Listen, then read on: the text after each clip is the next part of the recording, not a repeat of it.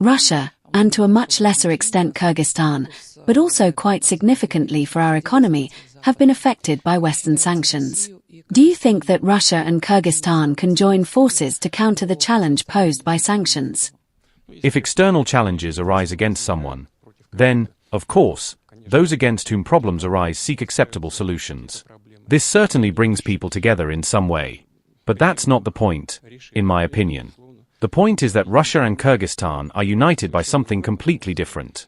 And it's not even participation in our regional organizations, such as the CSTO or Eurasian Economic Community.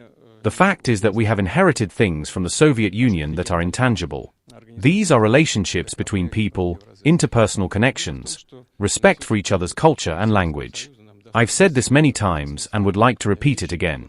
We have great respect for the decisions made in Kyrgyzstan regarding the Russian language, which has been established as an official language by law. We see the efforts the President of Kyrgyzstan is making to open new schools and invite our educators, among other initiatives. This is why we invite young people from Kyrgyzstan to study in our higher education institutions. We strongly hope that all these areas in the fields of humanitarian ties, education, and culture will continue to develop further. It creates a foundation for moving forward and progress. I've said this many times and would like to repeat it again. We have great respect for the decisions made in Kyrgyzstan regarding the Russian language, which has been established as an official language by law. We see the efforts the President of Kyrgyzstan is making to open new schools and invite our educators, among other initiatives. This is why we invite young people from Kyrgyzstan to study in our higher education institutions. We strongly hope that all these areas in the fields of humanitarian ties, education, and culture will continue to develop further. It creates a foundation for moving forward and progress. There are also humanitarian issues in another area. These are well-known migration issues. It is essential to ensure that things run smoothly for our citizens, the citizens of the Russian Federation, so that the developments around this topic do not cause irritation. Citizens of Kyrgyzstan who wish to work here should also be prepared to integrate into the Russian environment, use social guarantees, and so on.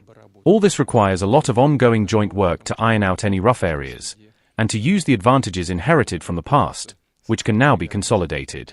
For example, industrial cooperation and emerging new opportunities. I refer to high-tech fields of work.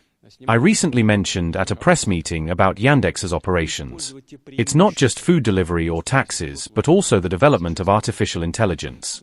And behind this, of course, lies the future not only of Kyrgyzstan, but also of Russia, and indeed the entire post-Soviet space, and indeed the whole world. That's why I'm not even talking about traditional energy, where Kyrgyzstan gets oil and gas from Russia at the lowest prices, and favorable competitive conditions are created for public utilities, citizens, industry, and agriculture in Kyrgyzstan. In fact, we have many areas of cooperation.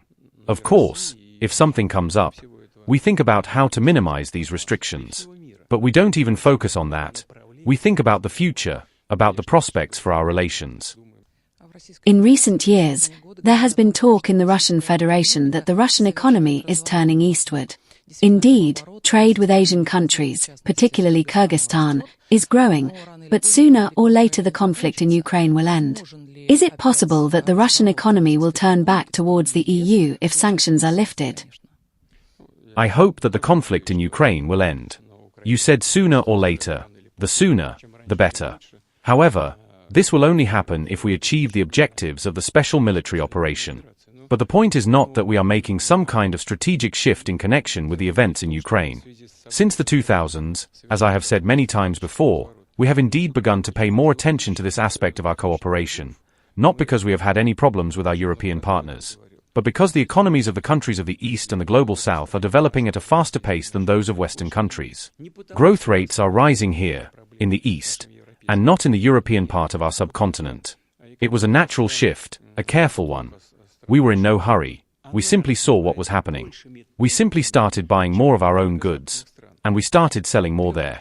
In China, in the People's Republic of China, goods began to appear that were more competitive than European ones. The latest example is electric cars, which the Chinese make better and cheaper than the Europeans. The European automotive industry is generally declining. You see, all this is happening not because of what is happening in Ukraine, but because the economies of Asian countries are naturally expanding and the economies of European countries are shrinking. That is what is happening. Yes, it is not happening very quickly, but this trend is growing, and that is the problem, and we are taking it into account. Well, after the events in Ukraine began, the Europeans themselves began to distance themselves from us. But, let's say, in the energy sector, they got the expected result. Competitiveness is falling, and the German economy has been in recession for the third year in a row. What can I say to that? If they suddenly decide to return, please, as I have said many times, we are not against it. We are open to everyone. We are ready to work with everyone. But, of course, taking into account the realities that have developed at this point in time. I mean that many niches in our market are occupied primarily by Russian manufacturers, Russian entrepreneurs, and some from the CIS countries have come, from the EAEC countries have come and are working. And, of course, we will not do anything to the detriment of these reliable and stable partners, but we are ready to engage in dialogue with everyone.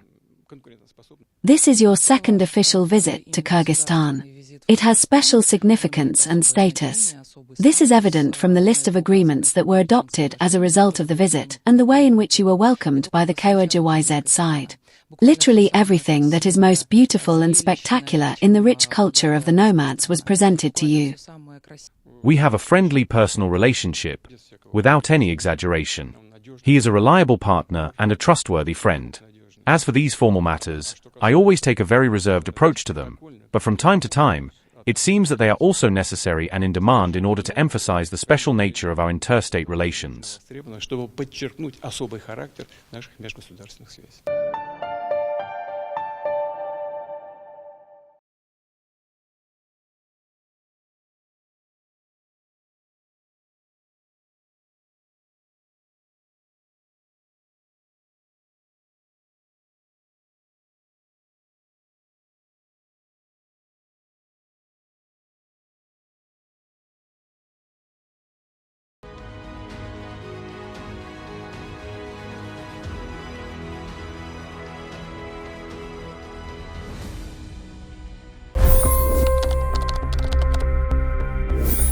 $25 crore गरीब गरीबी को परास्त करके बाहर निकले. For the good of our nation, let's work together and let's truly make America great again. The fastest news breaks. Requested PM saying that look, you will have to speak to Putin and to Zelensky. The biggest news makers. The relationship with India is probably the most important bilateral relationship the U.S. will have for the rest of this century. The capital delivered quite an election result today. Expert analysis. The million-dollar question today is how to stop this dance of death. Ground reports. I'm standing at the crossroad of the Kumbh Mela. Behind me are more than 100 entry ghats. Long-form interviews. Exclusionary politics is reflected in Manipur case as well. You don't bother because this is a small state. Deep dive into burning issues. It's often said DRC could be the richest country in the whole world. It's because of what sits underneath. Why exactly did the US topple the Sheikh Hasina government? HT videos. We don't just break news, we break it down.